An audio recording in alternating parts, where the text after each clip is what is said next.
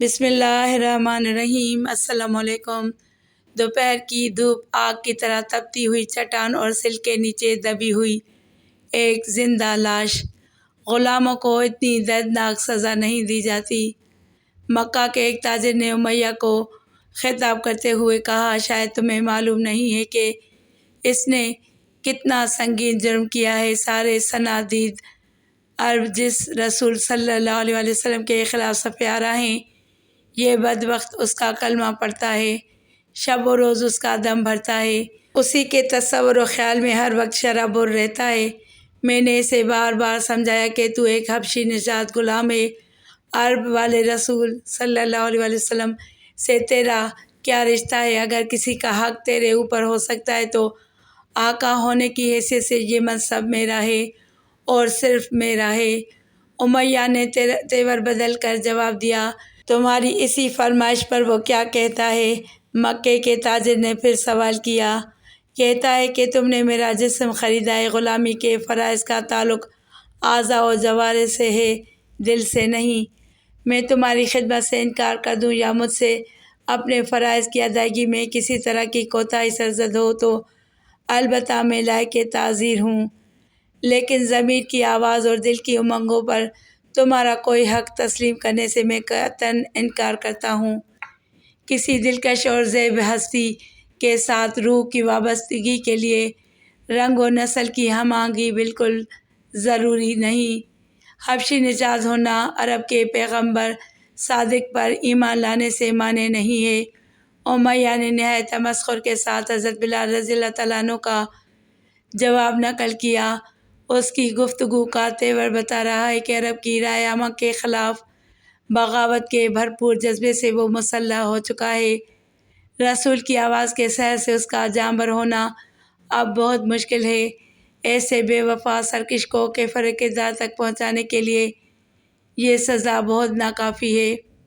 یہ کہتے ہوئے مکے کا تاجر آگے بڑھ گیا۔ پھر وہی دوپہر کا وقت آیا، آسمان سے چنگاری برس رہی تھی، لالا کی طرح دہکتے ہوئے انگاروں پر حضرت بلال رضی اللہ تعالیٰ عنہ کو لٹا دیا گیا۔ اوپر سے کئی من پتھر کی ایک چٹان سینے پر رکھ دی گئی تاکہ سلگتا ہوا جسم کروٹ نہ بدل سکے۔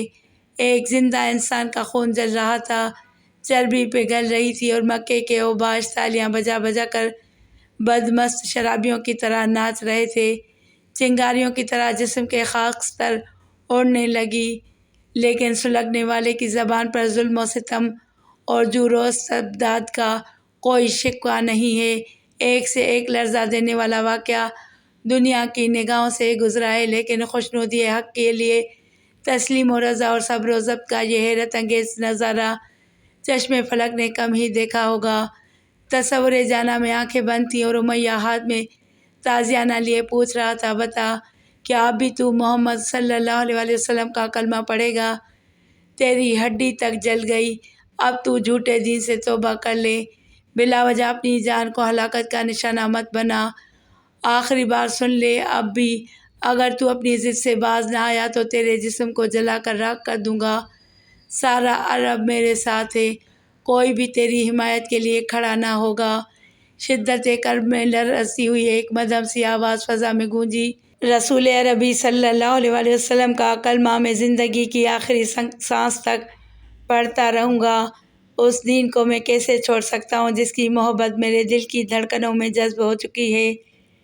ایک حبشی غلام کی اس سے بڑھ کر اور کیا معراج ہوگی کہ اس کے جسم کی جلی ہوئی راکھ رسول عربی کے قدموں کا بوسہ لے لے۔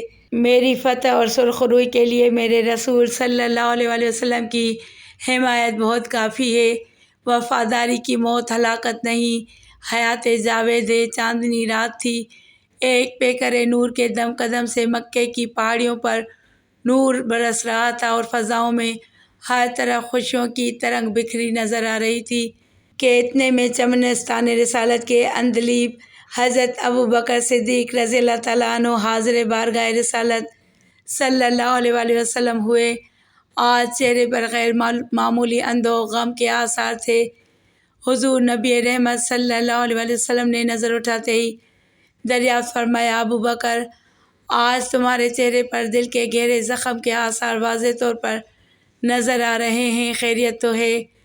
ڈبائی ہوئی آنکھوں کے ساتھ عرض کیا، یا رسول اللہ صلی اللہ علیہ وآلہ وسلم، اب حضرت بلال رضی اللہ تعالیٰ عنہ کی تکلیف نہیں دیکھی جاتی۔ آج دوپہر کو ظلم و شقاوت کا ایک دلگزار منظر دیکھ کر آنکھوں سے خون ٹپک پڑا۔ ظالم نے دہکتی ہوئی آگ میں ننگی پیٹھ انہیں سلا دیا تھا۔ آج کا کلو رخ کا غلام آنکھیں بند کیے سلگتا رہا۔ اف کرنا تو بڑی بات ہے، جانثار نے کروٹ بھی نہیں بدلی۔ انگاروں کے مدفن کے نشانات بتانے کے لیے جگہ جگہ پیٹھ میں غار پڑ گئے ہیں۔ جور و ستم کی یہ درد انگیز سرگزشت سن کر حضور صلی اللہ علیہ وآلہ وسلم کی پلکیں بھیگ گئیں۔ ارشاد فرمایا، ابو بکر مت گھبراؤ، حق کا سورج زیادہ دیر تک گہن میں نہیں رہتا ہے۔ آزمائشوں کی انہی بھٹیوں میں عشق و ایمان کا سونا نکھرتا ہے۔ وہ دن بہت جلد آ رہا ہے جب اہل ایمان کی دنیا بلال کو اپنا آقا کہہ کر پکارے گی۔ جذبہ غم گساری میں حضرت ابو بکر صدیق رضی اللہ تعالیٰ عنہ بے خود ہو گئے۔ عرض کیا، یا رسول اللہ صلی اللہ علیہ وآلہ وسلم، امیہ اسی لیے تو انہیں اپنے مظالم کا نشانہ بنا رہا ہے کہ وہ انہیں اپنا زر خلید غلام سمجھتا ہے۔ حضور صلی اللہ علیہ وآلہ وسلم، مجھے اجازت مرحمت فرمائیے کہ حضرت بلال رضی اللہ تعالیٰ عنہ کو خرید کر آزاد کر دوں۔ خوشی سے چہرہ زیبا کھل گیا۔ ارشاد فرمایا، اس سے بڑھ کر اور دارین کی سعادت کیا ہو سکتی ہے کہ اپنے ایک مظلوم بھائی کو رنج و محن کی زندہ سے رہا کرایا جائے۔ دین کے رشتے سے مصیبت زدوں کی امداد اللہ رب العزت کے نزدیک محبوب ترین عمل ہے، لیکن ابو بکر نگار خانہ عشق کے اس شکیل زیبا کی خریداری میں مجھے بھی شریک کر لینا۔ حضرت ابو بکر صدیق رضی اللہ تعالیٰ عنہ جذبات کی بے خودی میں اشک بار ہو گئے۔ یا رسول اللہ صلی اللہ علیہ وآلہ وسلم، میں اور بلال دونوں ہی کا کلو رخ کے غلام اور دامن کرم کے پناہ گیر ہیں۔ آپ سے الگ نہ ہماری جان کی کوئی ہستی ہے، نہ مال کا کوئی وجود۔ شرکت تو جب ہوتی کہ میرا کوئی الگ وجود ہوتا۔ جب سب کچھ حضور صلی اللہ علیہ وآلہ وسلم ہی کا ہے تو اب شرکت کا سوال ہی کیا رہ جاتا ہے۔ میری تو صرف اتنی آرزو ہے کہ حضرت بلال رضی اللہ تعالیٰ عنہ کو اس ظالم سے چھڑا کر حضور صلی اللہ علیہ وآلہ وسلم کے قدم ناز پر نثار کر دوں۔ دوسرے دن حضرت ابو بکر صدیق رضی اللہ تعالیٰ عنہ امیہ سے کہہ رہے تھے، میں تمہارے حبشی غلام کو خریدنا چاہتا ہوں، اگر تم ایثار کر سکو تو میرے ہاتھ پر فروخت کر دو۔ امیہ نے کہا، اگرچہ میں ضرورت مند ہوں لیکن تمہاری بات نہیں کاٹوں گا، خریدنا ہے تو مناسب قیمت طے کر لو۔ حضرت ابو بکر صدیق رضی اللہ تعالیٰ عنہ نے فرمایا، میں تمہاری منہ مانگی قیمت دینے کو تیار ہوں۔ اور پھر جیسے ہی اس نے زبان ہلائی، حضرت ابو بکر صدیق رضی اللہ تعالیٰ عنہ نے بلا پس و پیش منہ مانگی قیمت ادا کر دی۔ جب خوشی میں جھومتے ہوئے حضرت بلال رضی اللہ تعالیٰ عنہ کو اپنے ہمراہ لے کر چلنے لگے تو امیہ نے طعن کرتے ہوئے کہا، ابو بکر، ایک ذہین تاجر کی حیثیت سے تم عالمگیر شہرت کے مالک ہو، تمہارے متعلق مشہور ہے کہ مال پرکھنے اور قیمت لگانے میں تمہارا اب تک کوئی بھی حریف نہیں پیدا ہو سکا ہے، لیکن مجھے سخت تعجب ہے کہ آج بلال کی خریداری میں مات کھا گئے۔ ایک ناکارہ غلام جس کی نہ صورت ہی دیکھنے کے قابل ہے اور نہ اسے کوئی ہنر ہی آتا ہے، تم نے سونے کے مول اسے خرید لیا ہے۔ اتنا بڑا غبی اور بے عقل ہے وہ کہ میں نے سخت سے سخت سزا دی ہے، لیکن رحم کی درخواست کرنے کا بھی اسے سلیقہ نہیں معلوم۔ سمجھ میں نہیں آتا کہ ایسا ناکارہ، غبی اور بے ہنر غلام تم نے کس مصرف کے لیے خریدا ہے۔ معنی خیز تبسم کے ساتھ حضرت ابو بکر صدیق رضی اللہ تعالیٰ عنہ نے دو لفظوں میں یہ جواب مرحمت فرمایا، خوب و ناخوب کا معیار ہر جگہ یکساں نہیں ہوتا۔ بڑی مشکل یہ ہے کہ تم جسے عیب سمجھ رہے ہو وہی میرے نزدیک ہنر ہے۔ بلال کو سونے کے مول خرید کر بھی میں شرمندہ ہوں کہ اس کی واجبی قیمت دونوں جہاں سے زیادہ ہے۔ جس رخ زیبا کی ایک جھلک نے حضرت بلال رضی اللہ تعالیٰ عنہ کو وارفتہ بنا دیا تھا، آج زندگی بھر کے لیے اسی کے قدموں میں پہنچ گئے تھے۔